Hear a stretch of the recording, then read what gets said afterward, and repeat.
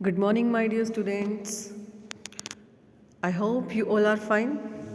So let's proceed the chapter that we started, Poets and Pancakes. See, before proceeding the story, I will tell you today few important points, or we can say the important characters that we have read about in this chapter. First of all, look at this image carefully. We read about the Gemini Studio. जो ये chapter है वो किसके बारे में है? Gemini Studio के बारे में है. तो you can see here Gemini Studio के बारे में कुछ पॉइंट्स देखिए. सबसे पहले जेमिनो स्टूडियो जो है इसका ऑनर कौन था? एस वसन. क्लियर. और ये प्रेजेंट टाइम में जहाँ पर ये है अब इसे क्या बोलते हैं इस जगह को? चेन्नई.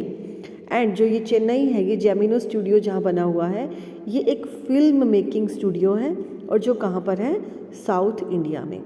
तो these are the three important points about Gemini Studio. Next हमने एक करेक्टर पढ़ा था Ashoka Mitran. You all must remember that Ashoka Mitran. Ashoka Mitran जो है वो कौन है? इस चैप्टर के ऑथर है. क्लियर. और जो ये चैप्टर लिखा गया है किस मैनर में लिखा गया है? ऑटोबायोग्राफी मैनर में. बिकॉज ये जो चैप्टर है ये एक ऑटोबायोग्राफी है जो कहाँ से जो जिस बुक का नाम है माई ईयर्स विद बॉस. तो इस बुक में से एक एग्जर्प्ट है जो लिया गया है और जो किसने लिखा है? अशोका मित्रन ने. क्लियर. अशोका मित्रन के बारे में और क्या पॉइंट्स हैं कि वर्क्स इन जेमिनी स्टूडियो. जो ये अशोका मित्रन जी हैं ये खुद भी उस स्टूडियो में काम करते थे. And the most important thing जो यहाँ पर लिटरेरी डिवाइस यूज़ की गई है, अशोका मित्रन जी ने जो लिटरेरी डिवाइस यूज़ की है that is humour and satire. Means आपको कहीं कहीं पर हास्य की चीज़ें भी मिलेंगी, आपको हंसी भी आएगी इनकी बातें सुनकर, और किसी सेम टाइम पर आपको सटायर भी फील होगा. मतलब कोई किसी पे व्यंग्य कस रहा है, आपको वो भी फीलिंग आएगी. क्लियर. नेक्स्ट हमने एक करेक्टर पढ़ा था कल, ऑफिस बॉय. जब मैंने आपको बताया था कि ऑफिस बॉय जो है always called like an office boy, चाहे वो कितनी भी एज का हो. तो इस चैप्टर में जो हमारा ऑफिस बॉय था he was of 40 years. Clear. अब जो ये ऑफिस बॉय है ये एक क्राउड आर्टिस्ट था. क्राउड आर्टिस्ट मीन्स जो मेन हीरो हीरोइन का या जितने भी मेन वहाँ पर वर्कर काम करने वाले हैं उस फिल्म के अंदर जो काम कर रहे हैं उनका मेकअप नहीं करता था. जितना भी क्राउड होता था ना उनका मेकअप करता था. Just like you can say कि आपने कोई सॉन्ग देखा होगा उसमें डांसिंग चल रही है तो हीरो हीरोइन आगे डांस कर रहे हैं बट पीछे जो बहुत सारी भीड़ भी डांस करती है या कोई भी सीन करते हैं वो परफॉर्म, तो उनका जो मेकअप है वो कौन करता था? ये ऑफिस बॉय. थर्ड जो इस ऑफिस बॉय की बात है वो इम्पॉर्टेंट क्या है कि he was more talented than Subbu.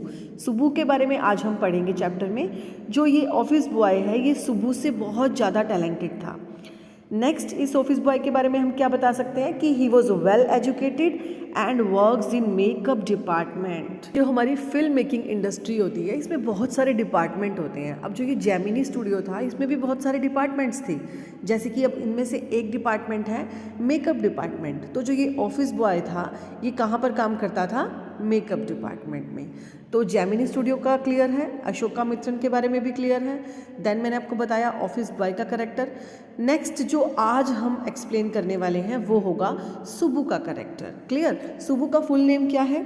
कोठा मंगलम सुबू. क्लियर. अब जो ये सुबू है इनके बारे में देखिए. सुबू जो है ये क्या करते थे? ये स्टोरी डिपार्टमेंट में काम करते थे. अभी मैंने आपको बताया कि मेकअप डिपार्टमेंट होता है. In the same way we have a story department जहाँ पर स्टोरी पर काम किया जाता है कि फिल्म की स्टोरी कैसे होगी. क्लियर. तो जो ये सुबू थे ये कहाँ पर काम करते थे? स्टोरी डिपार्टमेंट में. दूसरा इसके लिए इंपॉर्टेंट चीज़ क्या है कि सुबू जो थे नंबर 2 ऑफ जेमिनी स्टूडियो थे. What is the meaning of number 2? मैंने कल आपको बताया था कि यहाँ जो जेमिनी स्टूडियो है यहाँ पर हायरार्की चलती थी. रिमेंबर, हायरार्की का मतलब भी मैंने बताया था. थोड़ा अपने माइंड को फ्लैशबैक में लेकर जाइए और याद कीजिए. हायरार्की मैंने आपको क्या बताया था कि जब सीक्वेंस ऑफ पोजीशंस हो जाती है कि पहले नंबर पे कौन, दूसरे नंबर पे कौन, दैट इज़ हायरार्की. तो यहाँ पर नंबर 1 पे कौन था?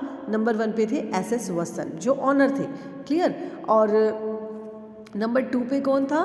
कोठामंगलम सुब्बू। क्लियर। अब जो ये सुब्बू हैं ये मल्टी टैलेंटेड थे, मतलब इनके बहुत सारे काम करने की इनके अंदर टैलेंट था। ये एक पोइट भी थे, ये एक एक्टर भी थे, इन्होंने बहुत सारी पोएम्स भी लिखी, ये हम आगे पढ़ेंगे चैप्टर में। बेनोवलेंट मतलब कि बड़े ही काइंड थे, बड़े ही जेनरस थे।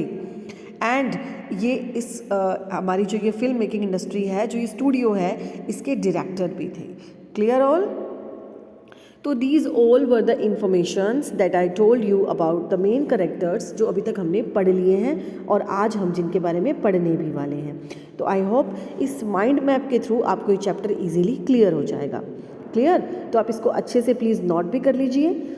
Now let's proceed our next part.